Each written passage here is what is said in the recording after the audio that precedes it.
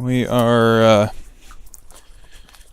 temperatures are a little bit warmer today than they were on Sunday when I was out here. It's above freezing, and it poured down rain yesterday, and so the trail is definitely in worse shape, but that's okay. Get through it.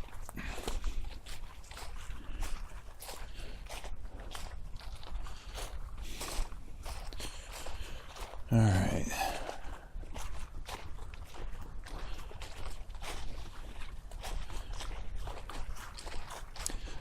Be careful going down that hill.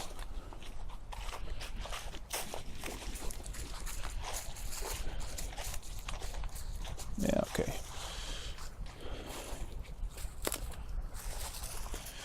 So, the water is definitely way up, but doesn't look like it's over the banks, at least on this side, so that's good.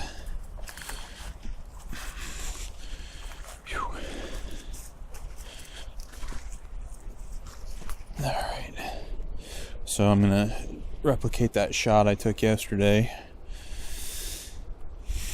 There's the dam, the water coming out.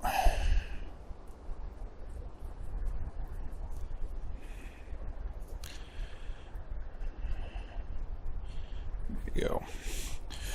And I'm going to shut the camera off going down this hill because it's very slippery today. There's about 2 inches of mud on top of frozen ground. So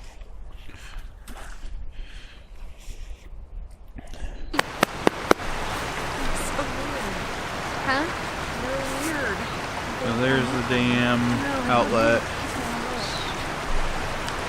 And this is, something I couldn't do yesterday was zoom in very easily. Or Sunday, not yesterday.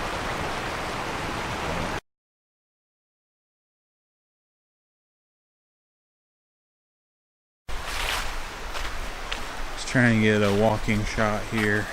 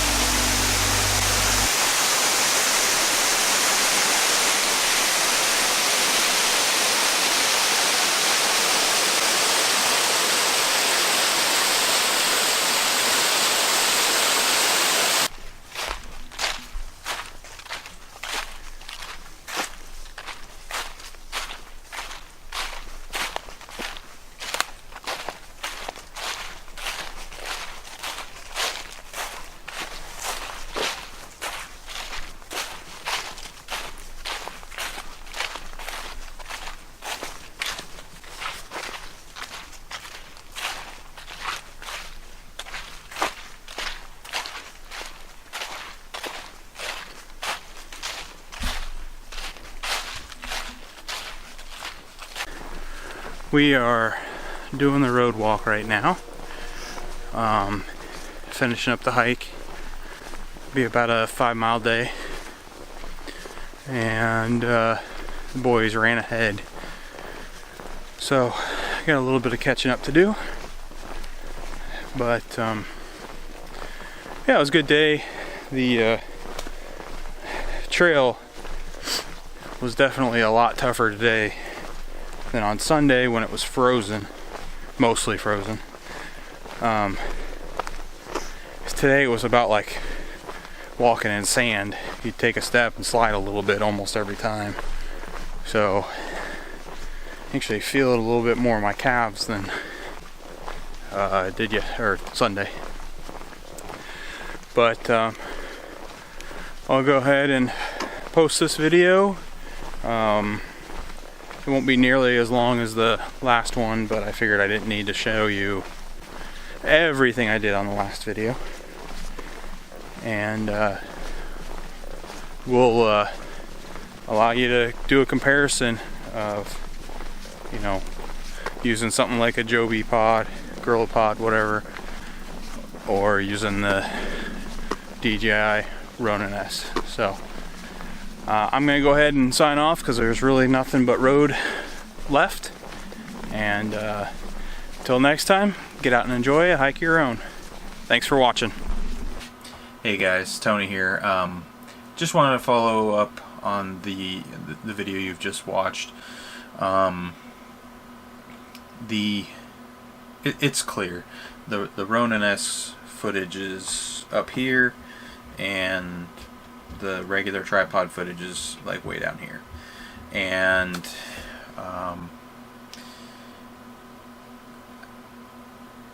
it's hard to argue with it. So fair comparison, let's look at it. The Gorilla Pod or the Joby Pod, I guess technically, whatever, with the 5K head, that's about $110 setup. The Ronin S currently is about $550. You can find it maybe a little bit cheaper, and you can find it way more expensive depending on what you're looking at. What is that? Is the quality from here down to here worth the $400 in price difference or whatever? Yeah, $400. I guess it just depends on who you are. Pros of the Ronin S. Obviously, the footage is fantastic. It's so stable. Editing as many videos as I have, I didn't even realize the difference it made until I did the exact same hike, and was trying my best to keep it stable. I was messing with the tripod, trying to put it like in my elbow, trying to find different like ways to rest it against my body so that it was as stable as possible. I didn't even put most of those in here because it netted pretty much the same results as just straight, holding it out at arm's length. So, some of that's going to be on me, not necessarily being the most experienced, most capable camera guy, right? Plenty of TV shows, including Les Stroud's, like Survivor Man and stuff, they didn't use stabilization in those, and the footage is certainly watchable. Now, did they do some stuff in post that maybe I'm not quite skilled enough to do, including filming in a higher res and down converting it? Maybe, I don't know. Obviously that gives you some room to crop out some, do some stabilization and crop out some side, the sides. But with that in mind, the Ronin S has it far and away better in the filming.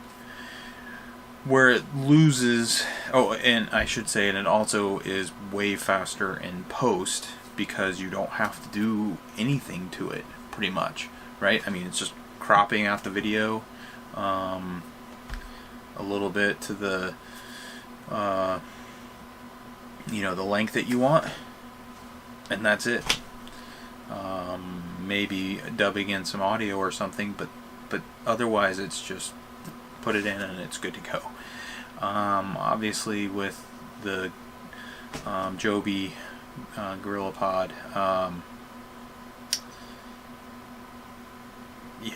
do you add in some stabilization effects, then have to zoom in the video to try to crop out some of the artifacting on the sides? Are you okay with the way that looks? I don't like it. I find it almost nauseating when it's like kind of doing that little bit of a blur while it's fixing the shake.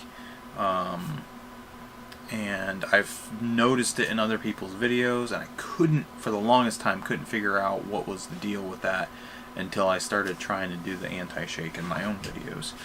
And then I was like, oh, I've seen that before. So the Ronin S, definitely better quality video, which makes for a quicker edit on the back end. Negatives are, one, it's not waterproof, so you're gonna have to carry a second tripod for any overnighters, or figure out a way to make it waterproof. I don't know, make a custom rain cover out of Visqueen or something. I don't know if I want to do that. So it's not waterproof, which when you're hiking and pretty much filming exclusively outdoors, that's a problem. And it's not, it's temperamental, and it's got a steep learning curve. And I would say those things make it frustrating to use. At least for what I'm doing, which is a single person filming either themselves or directly in front of them, as opposed to filming a subject and trying to make a movie out of it.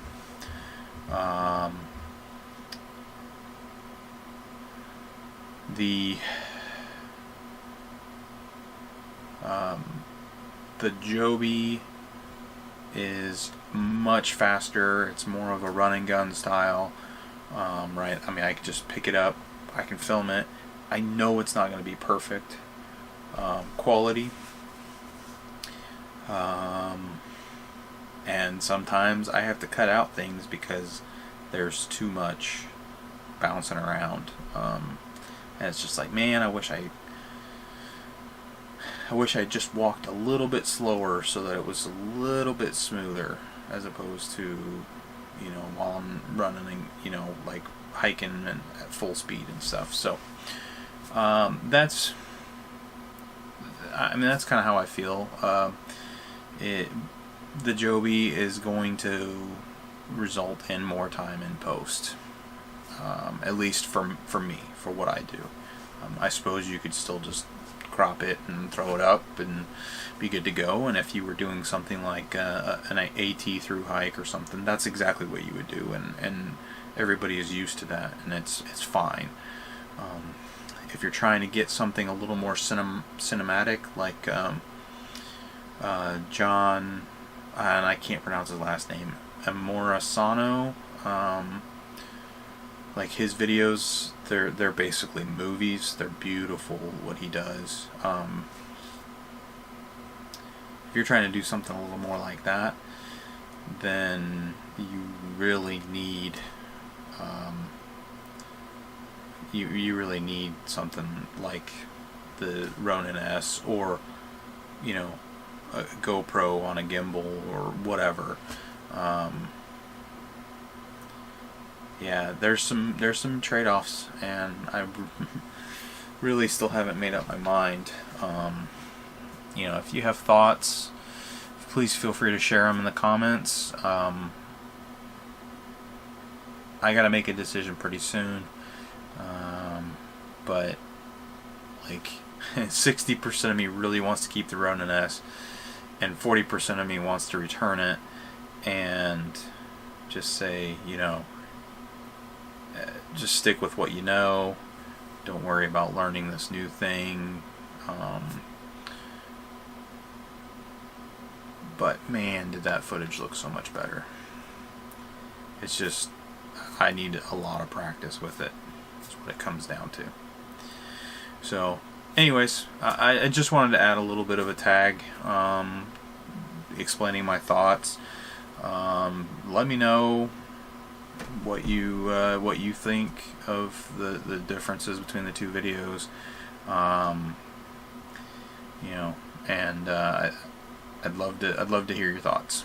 So thanks for watching. Appreciate it.